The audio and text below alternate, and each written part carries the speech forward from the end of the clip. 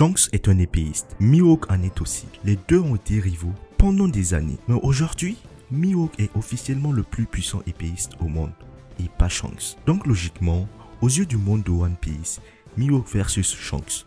En 1 versus 1, c'est Mihawk qui gagne. Cependant, il y a 13 ans, Shanks perd son bras gauche, mais malgré cela, il devient Yonko. Ce qui signifie que Shanks a dû diversifier son style de combat pour combler cette perte. Le dernier chapitre m'a fait réfléchir concernant la puissance de Mihawk. Est-il surcoté? Est-il bien coté? Est-il vraiment plus puissant que Shanks? Alors les amis, avant de commencer, mettez un j'aime si vous aimez mes vidéos et abonnez-vous pour me soutenir. Et dites-moi en commentaire quels sont vos avis et si vous avez des théories et des commentaires à laisser pour un débat, laissez cela en commentaire. Prenez vos bassines d'azote et vos bouteilles de vodka, mettez le volume à fond et on se retrouve à la première phrase.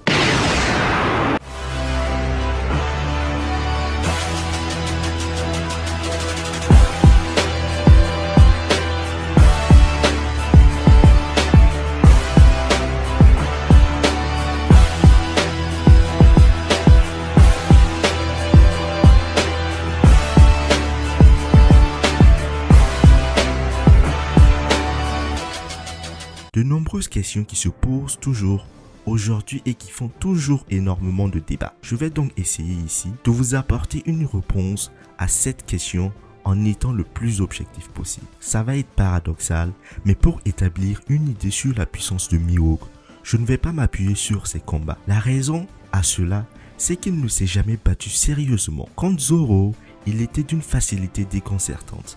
À Marineford, il a attaqué Barbe Blanche seulement dans le but de le tester. Et ensuite, durant le reste de l'arc, il n'a fait que s'amuser. À aucun moment, il ne s'est donné à fond. Donc, utiliser ses combats pour parler de sa puissance est inutile. Dans One Piece, la narration est très importante. Oda aime beaucoup jouer avec les mots, leur donner un second sens, nous faire croire des choses.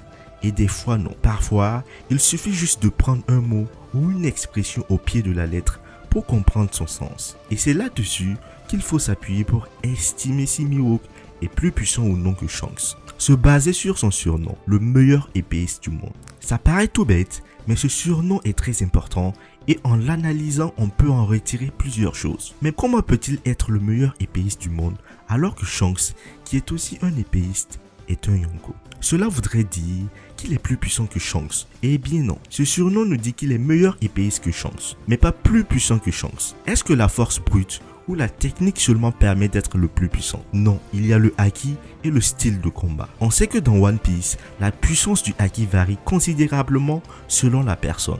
Et on sait que le haki de Shanks est surpuissant.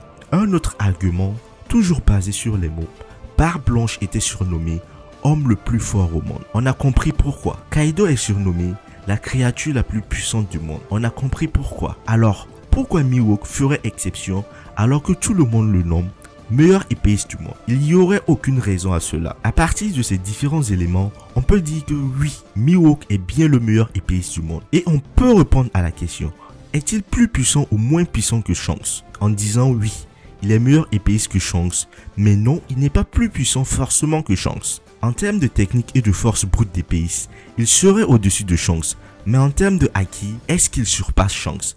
Pour l'instant, on ne le sait pas. Alors les amis, Mihawk est celui qui a enseigné à Zoro comment utiliser le haki de l'armement, au point d'en faire le professionnel de ce type de haki chez les Mugiwara. Ce qui prouve qu'il a sans doute un très puissant haki de l'armement aussi. Ensuite, pour moi les capacités de haki sont indissociables du maniement de l'épée, chez quiconque prétend vouloir être ou devenir le meilleur sabreur au monde. Sinon, Zoro n'aurait pas eu besoin d'apprendre à maîtriser le haki. Donc ne venez pas me dire que pour vous, en combat sans haki, Mihawk gagne et avec c'est Shanks qui gagne. Ça n'a aucun sens. Ils ne s'affronteraient jamais sans haki et ne l'ont jamais sûrement fait. Peut-être quand ils étaient petits et ne maîtrisaient pas le haki. Sinon leur combat passé n'aurait sûrement jamais atteint le niveau d'être qualifié de légendaire. Et c'est avec son haki que Mihawk a atteint le sommet de sa discipline. Mihawk est connu pour avoir un haki perceptif exceptionnel, d'où son surnom de œil de faucon.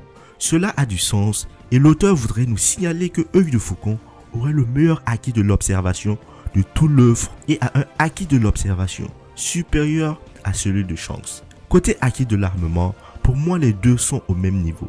Je ne vois pas Mihawk ou Shanks être plus fort l'un ou l'autre. Alors côté haki de l'armement, je pourrais dire que Mihawk est celui qui a enseigné à Zoro comment manier l'haki. Et on sait très bien que le haki de l'armement de Zoro est très puissant. Et vu que dans le passé, Shanks et Mihawk se battaient à force égale, je pense que leur haki de l'armement était sensiblement égal. C'est pour ça que l'un ou l'autre n'a pas gardé de graves cicatrices lors de leur combat. Alors les amis, une partie de la différence se fera au niveau du haki des rois. On n'a toutefois jamais vu Mihawk utiliser le haki des rois, donc si ça se trouve, il ne le possède même pas. Mais ça m'étonnerait que Mihawk n'ait pas le haki des rois. Shanks par contre possède un haki des rois, donc il est probablement supérieur à Mihawk sur ce point. D'où ma deuxième interrogation. Objectivement parlant, pensez-vous que Shanks puisse battre Mihawk, son ex-rival, juste grâce au haki des rois? Honnêtement, est-ce que vous le pensez? Si Shanks reprend l'avantage légèrement grâce à son haki des rois, cela ne saurait suffire, car il vaincra pas Mihawk grâce seulement à des projections de haki ou avec son épée, mais grâce à un nouveau style de combat qu'il a développé. Il y a des chapitres de cela, l'auteur avait mentionné qu'on ne savait pas comment il se battait. Peut-être aurait-il absorbé un fruit du démon récemment ou se battrait avec un nouveau style comme King en alliant ses jambes, son épée et ses bras. Donc personnellement, je pense que côté haki de l'observation, Mihawk a l'avantage. Côté haki des rois, c'est Shanks qui a l'avantage. Alors les amis, pour moi Shanks a un léger avantage face à Mihawk. Et vous, qu'en pensez-vous de ces deux antagonistes? Pensez-vous que Shanks est plus fort ou pensez-vous que Mihawk est plus fort? Dites-le moi en commentaire. Et les amis, si vous avez aimé la vidéo et ma théorie, mettez un gros pouce bleu et abonnez-vous pour me soutenir. C'est très important. Et on se retrouve très prochainement pour de nouvelles théories et pour la suite de One Piece. Portez-vous bien. Peace.